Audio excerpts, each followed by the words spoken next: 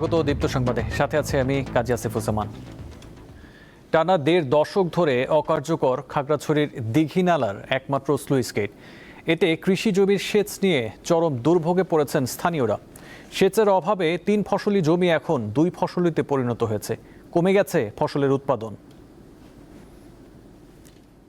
খাগড়াছড়ির দীঘিনালা উপজেলার মাইনী নদী সংলগ্ন একটি খালের উপর নির্মিত এই স্লুইস গেট অনেক আগেই ধসে পড়েছে দেয়াল ও কংক্রিটের আস্তরণ, মরিচা ধরেছে লোহার বিভিন্ন অংশে। ৩টি কপাটের মুখ ময়লা আবর্জনায় পুরোপুরি বন্ধ হয়ে গেছে, এতে পানি চলাচলও বন্ধ।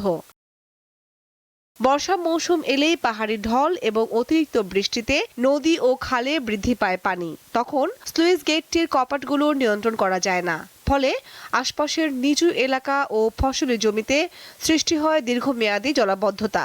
বিগত প্রায় ১ দশক ধরে এই সুইচ গেটটি অকেজ অবস্থা পড়ে আছে এবং এই সুইচ গেটটির সামনের দিক দিয়ে আগে যে দিক দিয়ে পানি প্রবাহিত হতো, বর্তমানে পানিটা তার অন্য রাস্তায় চলে যায়, যার কারণে সুইচ গেটটি অকেজ হয়ে পড়ে। এখন ওই এলাকায় ধান বা অন্যান্য ফসলের পরিবর্তে চাষ করা হচ্ছে তামাক। কৃষকরা জানান, সেচ ব্যবস্থাপনা ভালো না হওয়ায় অনেকটা বাধ্য হয়েই তারা তামাক চাষ করছেন। ধান চাষে পানি দিলে আপনার ছড়ার দূরত্ব হচ্ছে প্রায় ৯০০ ফিট দূরত্ব। এই জায়গা থেকে ৯০০ ফিট দূরত্ব থেকে এই মেশিন দিয়ে সেচ দিয়ে ধান করে আমাদের পোষাবে না, যার জন্য এই তামাক করা।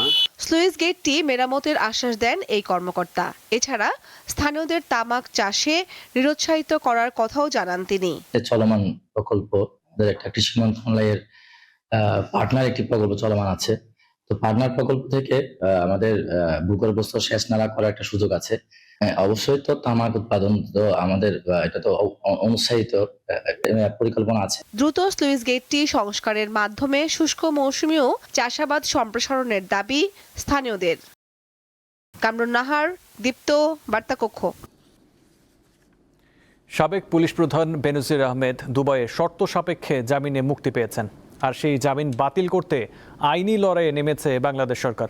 স্বরাষ্ট্রমন্ত্রী সালাউদ্দিন আহমেদ জানিয়েছেন, দুবাইয়ে একটি ল ফার্ম নিয়োগ করা হয়েছে, যেটি বেনজিরের জামিন বাতিলে আদালতে লড়বে।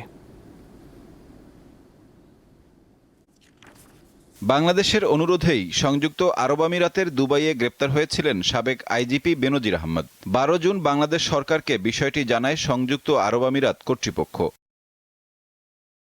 দুবাইয়ে বেনজির আহমেদ শর্ত সাপেক্ষে জামিনে মুক্তি পেয়েছেন এবং তিনি ইউরোপের কোনো একটি দেশে যাওয়ার চেষ্টা করছেন বলে রবিবার খবর দিয়েছে কয়েকটি গণমাধ্যম। বিকেলে রাজশাহীতে এই প্রসঙ্গে সাংবাদিকদের সঙ্গে কথা বলেন স্বরাষ্ট্রমন্ত্রী। আমরা ল ফার্ম নিয়োগ করেছি, কয়েকদিন আগেই ল ফার্ম নিয়োগ করেছি। এই বিষয়টা শুধুমাত্র তাকে ইনস্ট্রাকশন দেওয়া হয়েছে যেন বেইল ক্যান্সেলেশনের জন্য সে পার্সু করবে। স্বরাষ্ট্রমন্ত্রীর আশা, আইনি প্রক্রিয়ার মাধ্যমে দ্রুত বেনজির আহমেদকে দেশে ফিরিয়ে আনা সম্ভব হবে। আমি খবর পেয়েছি তাকে অন কন্ডিশন এখানে তার লিভ না করার শর্তে বেইল দিয়েছে। কি কি শর্ত আমি সার্টিফাইড কপিটা জোগাড় করতে বলেছি এবং আমাদের যে ল ফার্ম নিয়োগ হয়েছে তাদেরকে আমরা ইনস্ট্রাকশন দিয়েছি যেন এই বেইল ক্যান্সেলেশনের জন্য তারা পার্সু করে। আওয়ামী লীগ আমলের আলোচিত পুলিশ কর্মকর্তা বেনজিরের বিরুদ্ধে অবৈধ সম্পদ অর্জন, অর্থ পাচার সহ একাধিক অভিযোগে তদন্ত করছে দুদক। সেই তদন্তের ধারাবাহিকতায় ২০২৫ সালের ১১ এপ্রিল তার বিরুদ্ধে ইন্টারপোলের রেড নোটিশ জারি করা হয়। তবে তার আগেই ২০২৪ সালের মে মাসে সপরিবারে দেশ ছেড়ে দুবাইয়ে চলে যান বেনজির আহমদ। সাইফুর রহমান শিশির, দীপ্ত, বার্তাকক্ষ। রাজধানী সহ দেশের বিভিন্ন অঞ্চলে আবাসিক, শিল্প ও সিএনজি ফিলিং স্টেশনে গ্যাস সংকট চলছে। কয়েকদিন ধরে গ্যাসের চাপ স্বাভাবিকের তুলনায় অনেক কম থাকায় ভোগান্তিতে পড়েছে মানুষ। বাসাবাড়িতে রান্নার কাজ ব্যাহত এবং সিএনজি স্টেশনগুলোতে গ্যাস নিতে ঘন্টার পর ঘন্টা অপেক্ষা করতে হচ্ছে চালকদের।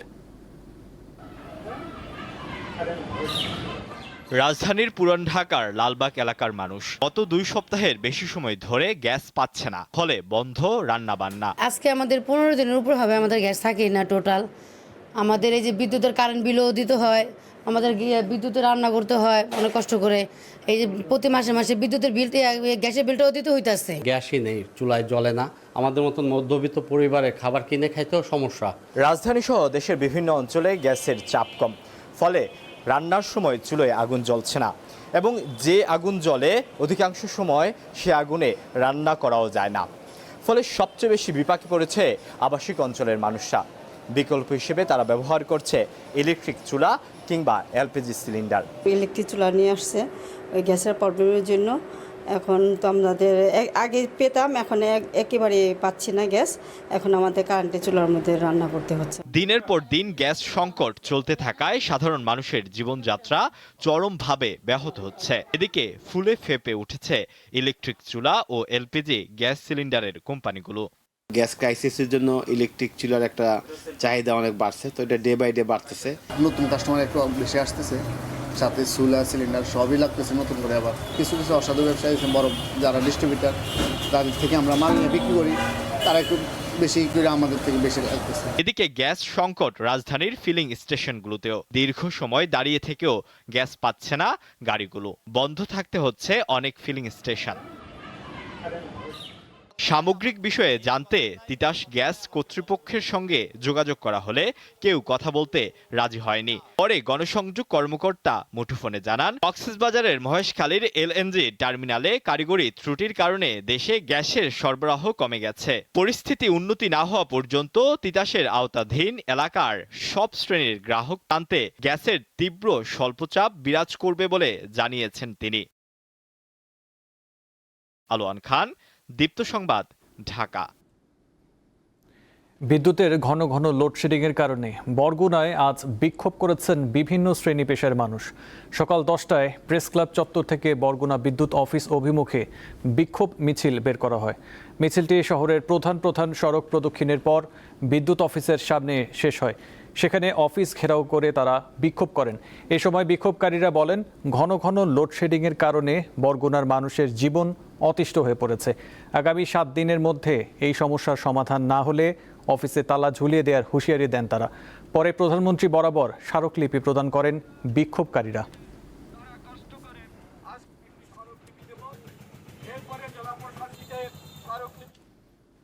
নওগাঁর শত বছরের ঐতিহ্যবাহী পাতি দিয়ে মাদুর তৈরির কুটির শিল্প অস্তিত্ব সংকটে পড়েছে। বাজারে ক্ষতিকর রঙিন প্লাস্টিকের মাদুরের আধিপত্য আর সরকারি পৃষ্ঠপোষকতার অভাবে জেলার প্রাচীন এই হস্তশিল্পটি এখন বিলুপ্তির পথে।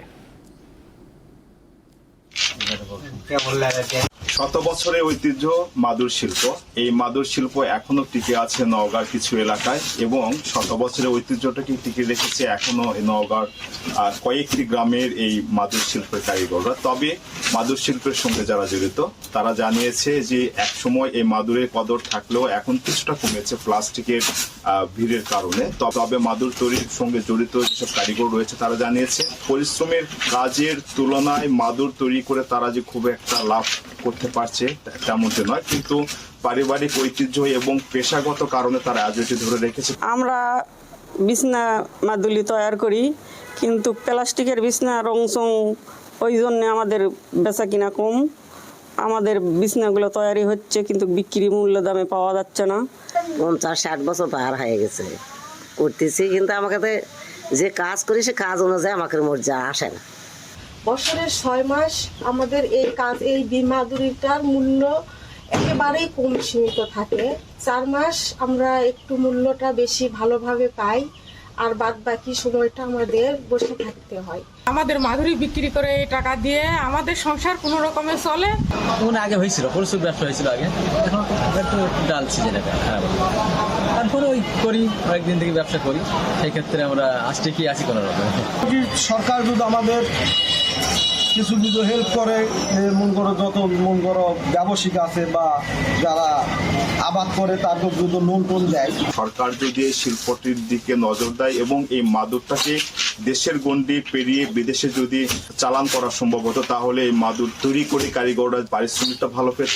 নতুন উদ্যোক্তাদের মাধ্যমে এই মাদুরটি আরো বিস্তার লাভ করত। মোহাম্মদ আব্দুর রউফ, দীপ্ত নিউজ, নওগাঁ। এবার থাকছে উদ্দীপ্ত যা কিছু ভালো ও উদ্দীপনার।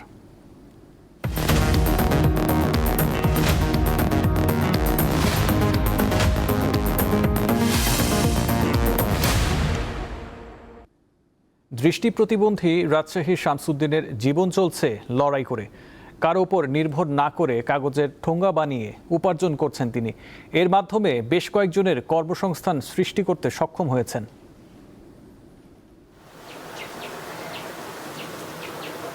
দৃষ্টি প্রতিবন্ধী শামসুদ্দিন বোঝা হতে চাননি সন্তানদের, বেঁচে আছেন লড়াই করে। পরিশ্রম আর আত্মবিশ্বাসকে পুঁজি করে আয়ের পথ খুঁজে নিয়েছেন তিনি। কাগজের ঠোঙ্গা বানিয়ে চলছে তার জীবন সংগ্রাম। চোখের ছানি অপারেশনের পর 2 চোখের আলো হারান শামসুদ্দিন। শামসুদ্দিনের বাড়ি রাজশাহীর পবা উপজেলার হরগ্রাম ইউনিয়নের অচিনতলা গ্রামে। প্রতিদিন কয়েক কিলোমিটার পথ হেঁটে পরিত্যক্ত কাগজ ও বই সংগ্রহ করেন তিনি। সেই কাগজ দিয়ে নিজ হাতে তৈরি করেন ঠোঙ্গা। 2018 সালে এক জটিল রোগে আক্রান্ত হয় শামসুদ্দিনের 2 চোখ। এরপর আর ভালো হয়নি তার চোখ। 2 চোখ হারানোর পর তিনি হারান তার বাবা ও স্ত্রীকে। আমার দ্বারা যেন মানুষের কর্মসংস্থান হয়, কারণ আমি পর হাত পেতে ভিক্ষা করার চাইতে আমি নিজে কিছু করতে চাই। আমি একজন দৃষ্টি প্রতিবন্ধী হয়ে যদি আমি কর্ম করে খাওয়ার চেষ্টা করি, আমি চাই সরকার থেকে আমাদের কিছু সাপোর্ট করুক। আমি তো একজন মানুষ, আমি সমাজের কেন বোঝাই থাকবো, আমি কর্ম করে খাবো। নিঃসঙ্গ শামসুদ্দিন সন্তানদের সংসারের বোঝা হতে চাননি। কাগজের ঠোঙ্গা বানানোর কাজে তাকে সহায়তা করছে বেশ কয়েকজন কর্মী। এতে তারাও স্বাবলম্বী হয়েছেন। বাসায় বসে কাজ করে, ব্যবসা করে, কারোর কাছে হাত পাতি না, সেটাই তো ভালো। আমার ভাসুরের কাগজ আমরাই করি, আমরা করে শুকিয়ে গুছিয়ে দিই। উনি বাজার এলাকে ফোন দেয়, দিয়ে কাগজের রিক্সাতে ডাকে নিয়ে যায়। আর কোনো সমস্যা না। আর অচল মানুষ হিসাবে নিজেরটা নিজেই করে সচেতন করে চলতে পারে। উনাই কর্ম করেই খাই।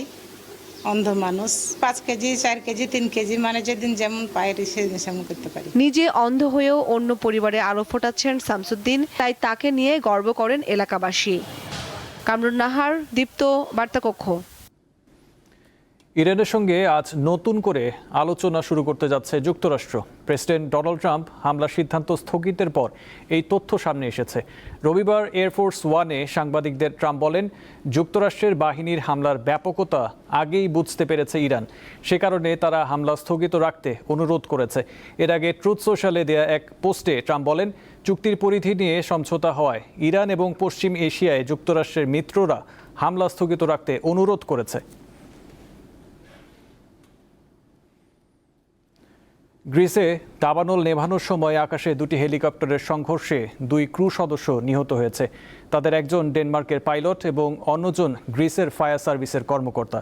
গ্রিসের রাজধানী এথেন্সের প্রায় 65 কিলোমিটার পশ্চিমে এই ঘটনা ঘটে। দ্বিতীয় হেলিকপ্টারে থাকা যুক্তরাজ্যের এক পাইলট ও গ্রিসের আরেকজন সমন্বয়কারী কর্মকর্তা বেঁচে গেছেন। দুর্ঘটনার একটি ভিডিওতে দেখা যায় একটি বেল হেলিকপ্টার অন্যটির প্রপেলারে আঘাত করে। এরপর একটি হেলিকপ্টারে আগুন ধরে যায় এবং সেটি গিরিখাতে গিয়ে পড়ে। অন্য হেলিকপ্টারটি জরুরি অবতরণ করে।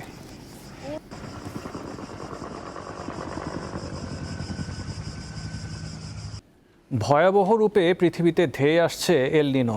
এর প্রভাবে তীব্র তাপপ্রবাহ, খরা, বন্যা ও দাবানলের হানায় মানুষের জীবন কতটা দুর্বিষহ হয়ে উঠতে পারে তা নিয়ে চলছে হিসাব নিকাশ। আগাম কোনো পদক্ষেপে কি মিলবে রক্ষার উপায়? বিস্তারিত জানাচ্ছেন তৌহিদুর রহমান। জলবায়ু পরিবর্তনের ক্ষতিকর প্রভাবে তীব্র তাপপ্রবাহ, দাবানল এবং মৌসুমী বৃষ্টিপাতে এমনিতেই ধুঁকছে গোটা বিশ্ব। ঠিক এমন সময়ে এসে আরও ভয়াবহ রূপ নিয়ে এল নিনোর তাণ্ডব ধেয়ে আসছে বলে সতর্ক করেছে বিশ্ব আবহাওয়া সংস্থা WMO। চলতি মাস থেকে আগামী অক্টোবরের মধ্যেই এল নিনোর প্রভাব আরও তীব্র হওয়ার শঙ্কা করা হচ্ছে। এতে প্রশান্ত মহাসাগরের মধ্যাঞ্চলের তাপমাত্রা স্বাভাবিকের তুলনায় 2.9 ডিগ্রি সেলসিয়াস পর্যন্ত বাড়তে পারে। ফলে তাপপ্রবাহ, খরা, বন্যা ও দাবানলের মতো দুর্যোগ আরও ভয়াবহ রূপ নেয়ার শঙ্কা প্রকট হচ্ছে। এল নিনোর তাণ্ডবলীলা কোনো নির্দিষ্ট অঞ্চলে নয়, গোটা বিশ্বই এর হানায় ধুঁকবে বলে সতর্ক করেছে বিশ্ব আবহাওয়া সংস্থা। এর মধ্যে আফ্রিকা, দক্ষিণ ইউরোপ, ভারতীয় উপমহাদেশ, পূর্ব এশিয়া এবং দক্ষিণ আমেরিকার তীব্র তাপপ্রবাহের ঝুঁকি সবচেয়ে বেশি। উত্তপ্ত হয়ে ওঠা পৃথিবীতে উত্তাপ আরও বাড়ার শঙ্কায় গভীর উদ্বেগ প্রকাশ করেছেন জাতিসংঘের মহাসচিব আন্তোনিও গুতেরেস। কারণ এল নিনোর প্রভাব কৃষি উৎপাদন, খাদ্য নিরাপত্তা, জ্বালানি বাজার, মূল্যস্ফীতি এবং বৈশ্বিক অর্থনীতিতেও নেতিবাচক প্রভাব পড়ার শঙ্কা রয়েছে। এই যখন অবস্থা, তখন জনমনে ঘুরপাক খাচ্ছে একটি প্রশ্ন, আর সেটি হচ্ছে আগাম কোনো পরিকল্পনার মাধ্যমে কি এল নিনোর প্রভাব বা ঝুঁকি থেকে রক্ষার কোনো উপায় আছে? এই অবস্থায় 4টি ক্ষেত্রে দ্রুত পদক্ষেপ নেওয়ার আহ্বান জানিয়েছেন জাতিসংঘের মহাসচিব আন্তোনিও গুতেরেস। প্রথমত, শহর ও জাতীয় পর্যায়ে তাপপ্রবাহ মোকাবিলা পরিকল্পনায় গুরুত্ব দিতে হবে। দ্বিতীয়ত, কর্মক্ষেত্রকে আরও নিরাপদ করতে হবে। এর জন্য সরকারকে তাপমাত্রাজনিত নিরাপত্তা মানদণ্ড নির্ধারণ করা জরুরি। তৃতীয়ত, নতুন শহর, বাড়িঘর, স্কুল ও হাসপাতালের নকশা করার ক্ষেত্রে তীব্র তাপপ্রবাহের বিষয়টি বিবেচনায় নিতে হবে। চতুর্থ বা সবচেয়ে গুরুত্বপূর্ণ বিষয় হলো পৃথিবীর উষ্ণায়নের মূল চালিকা শক্তি জীবাশ্ম জ্বালানির ব্যবহার কমিয়ে আনার কোনো বিকল্প নেই। জলবায়ুতে ক্ষতিকর প্রভাব বিস্তার করা এই দুর্বিষহ এল নিনো আসলে কি, এর উৎপত্তি কিভাবে হয়? জানা গেছে এল নিনো ঘটনাটি প্রথমত শনাক্ত করেন 1600 দশকে পেরুর জেলেরা। স্বাভাবিকভাবে পূর্ব থেকে পশ্চিম দিকে প্রবাহিত বাতাস যখন দুর্বল হয়ে যায়, তখন উষ্ণ পানি মধ্য ও পূর্বাঞ্চলীয় ক্রান্তীয় প্রশান্ত মহাসাগরে ছড়িয়ে পড়তে শুরু করে। সেই থেকে এল নিনোর উৎপত্তি হয়। এল নিনো সাধারণত 4 থেকে 7 বছরে একবার দেখা দেয়, কিন্তু গত কয়েক বছরে বেশ কয়েকবার এল নিনো রেকর্ড করা হয়েছে, যা প্রকৃতি ও জীববৈচিত্র্যের জন্য অশনি সংকেত হিসেবে দেখছেন বিশেষজ্ঞরা। তৌহিদুর রহমান, দীপ্ত, বার্তাকক্ষ। জাতীয় ক্রীড়া পরিষদের নতুন পরিচালক হিসেবে দায়িত্ব গ্রহণ করেছেন সাবেক জাতীয় ফুটবলার জাহেদ পারভেজ চৌধুরী। সরকারের ক্রীড়া উন্নয়ন নীতি বাস্তবায়ন এবং ক্রীড়া ফেডারেশনগুলোতে স্বচ্ছতা ও জবাবদিহিতা নিশ্চিতের লক্ষ্যে কাজ করে যেতে চান তিনি। দায়িত্ব গ্রহণের প্রথম দিনেই নিজ কার্যালয়ে বিভিন্ন ক্রীড়া ফেডারেশনের কর্মকর্তা, সাবেক খেলোয়াড় ও ক্রীড়া সংগঠকদের শুভেচ্ছায় সিক্ত হন তিনি। জাহেদ পারভেজ বলেন, সরকারের ক্রীড়া উন্নয়নের লক্ষ্য বাস্তবায়নই হবে তার প্রধান অগ্রাধিকার। এই ছিল এখনকার মতো। পরবর্তী সংবাদ 2টায় দেখার আমন্ত্রণ রইল। এছাড়াও তথ্য বিনোদনের খবর পেতে চোখ রাখুন দীপ্ত টিভি ডিজিটাল প্ল্যাটফর্মগুলোতে। ধন্যবাদ।